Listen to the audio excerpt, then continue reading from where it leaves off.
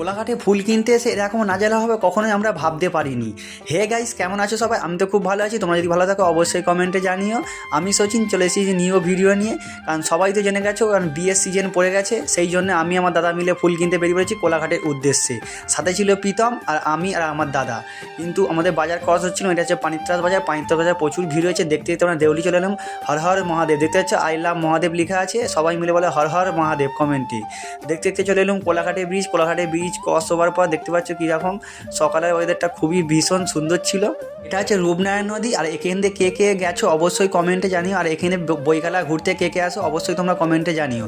আর তোমরা সবাই জানো অগ্রহায়ণ মাসে বিয়ের সিজন পড়ে গেছে। আর অবশ্যই তোমরা যদি আমাদের ভিডিও ভালো লাগে কিংবা আমাদের ফুলের কাজ ভালো লাগে, তোমরা আমার কমেন্টে এসে বলতে পারো কিংবা আমাকে ইনবক্সও করতে পারো, ঠিক আছে? যে কোনো অন্নপ্রাশন অনুষ্ঠান, যে কোনো অনুষ্ঠানে ফুল সাজিয়ে থাকি। আর কোলাঘাটে এসে পৌঁছে যেতে কোলাঘাটে প্রচুর ভিড়। আর এইদিকে সব দেখতে পাচ্ছে কিরকম ফুল নিয়ে বসে আছে। আর এইদিকে কোলাঘাট প্রায় ফাঁকার পথে, কারণ আমরা হচ্ছে বেলা 10টার দিক করে গিয়েছিলাম, তাই এতটা খালি। নাহলে সকালের দিকে প্রচুর ভিড় থাকে। আমি যখন ফুল গস্ত করতে এসি তখন প্রচুর ভিড় থাকে। আর এইদিকে আমরা আলোচনা করে নিচ্ছিলাম যে কোন দোকানটা থেকে নিলে আমাদের সুবিধা হবে। সেই জন্য আমরা তিনজনে হেঁটে হেঁটে চলে যাচ্ছিলাম, ঠিক আছে? তোমাদের বিয়েবাড়ি যদি কারো যদি সাজানোর উদ্দেশ্যে থাকে আমাকে অবশ্যই কমেন্টে জানিও। আর এদিকে দেখতে পাচ্ছি এই যে কত ঝুড়ো ফুল আর বেজমালা দেখতে পাচ্ছ কত সুন্দর। আমি হচ্ছে এই বেজমালা হাওড়ায় বিক্রি করি। আর এখানে আমরা সব ফুল বাছাবাছি চলছে, ঠিক আছে? আর আমি একটু ভিডিও করে নিচ্ছিলাম।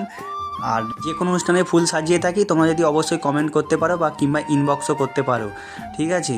আর আমাদের লাস্টে কতগুলো ফটো দেওয়া আছে, দেখে নিয়ে তোমার যদি পছন্দ হয় অবশ্যই তোমরা কমেন্ট করতে পারো।